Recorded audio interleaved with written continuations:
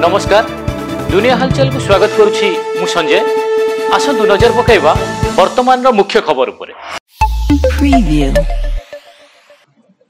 मालकानगिरी जिला MB 17 number गाँव शिव मंदिर निकट रे विद्युत तार संपर्श आसी भालुर मृत्यु। गत राति भालुटी खाद्य अन्वेषण रे गाँव को पशि आसता बेले शिव मंदिर निकट दे जाइथिबा विद्युत तार संपर्श आसी जाइतिला। फल घटनास्थल रे भालुटीर मृत्यु घटितिला। आज राज्य कैबिनेट गुरुत्वपूर्ण बैठक लोकसभा भवन रे मुख्यमंत्री मोहन माझी अध्यक्षता रे बैठक होता बेले अनेक गुरुत्वपूर्ण प्रस्ताव उपरे कैबिनेट बाजिबार मोहर एवं आसंता काली विधानसभा 2024-25 आर्थिक वर्षर पूर्णांग बजेट उपस्थापित हेबो।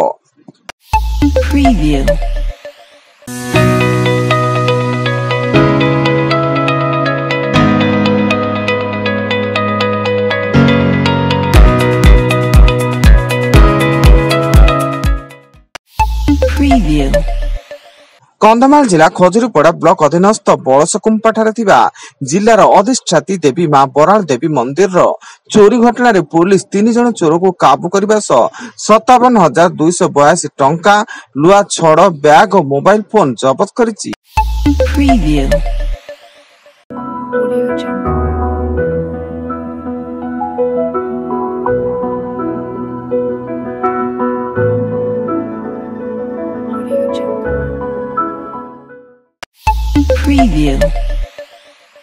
आज उत्तर ओडिशार केतेक स्थान में प्रबल अति प्रबल वर्षा होबार संभावना रही।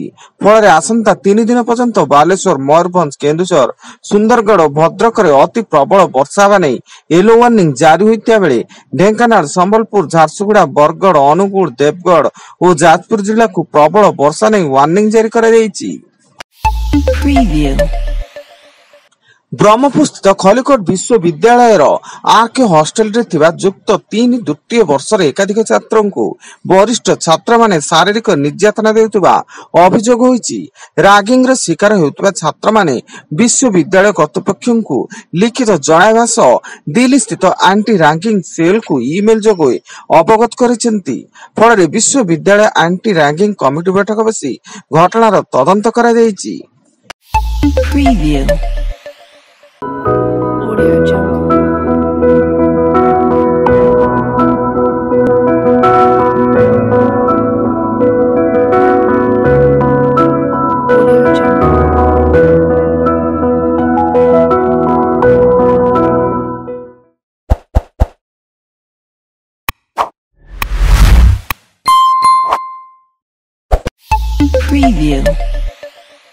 केन्दुझर जिला घटगां ब्लॉक अंतर्गत सांतरापुर ग्राम वन विभाग बड़ धरण चढ़ऊ बेले घटनास्थल में 10 प्लाटून पुलिस फोर्स मुतयन थिया बेले वर्तमान सुधा 7टी ट्रिपर ऊर्ध्वकाठ जबत होईछि।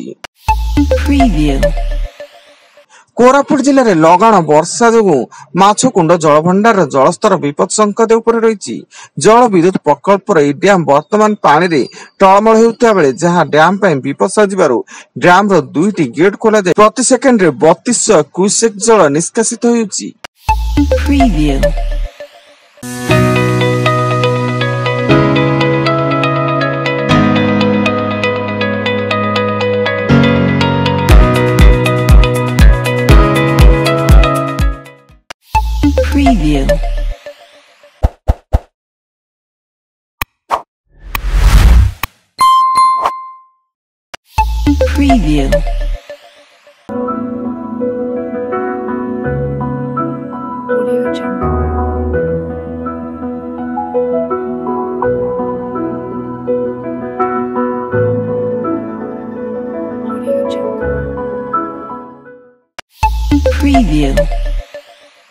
मालकानगिरी जिला सीमांत छत्तीसगढ़ बीजापुर जिले में उछुला नई पार कराई जड़े प्रस्तुति और नवजातर जीवन बंचाइले जवान 2टी बड़ ड्रम को एकाठी बांधी काठ पटा रखी डंगा तैयारी करी गर्भवती को नदी पार कराइतिले। जवान को यह साहसिकता वीडियोटी जहाँ सोशल मीडिया रे भाइराल होबार लागिछि। एवं नेपाल काठमांडू त्रिभुवन अंतर्जातीय विमानबंदर रे उड़ाण भरिथिबा विमान दुर्घटनाग्रस्त। उड़ाण भरिबा परे विमानटी रनवेरू खसी पड़िबा फଳରେ निया लागि 19 यात्रींकर मृत्यु घटिछि। वर्तमान पाई एतिकी अधिक न्यूज अपडेट्स पाई विजिट करंतु आम वेबसाइट www.duniyahalchal.in। धन्यवाद।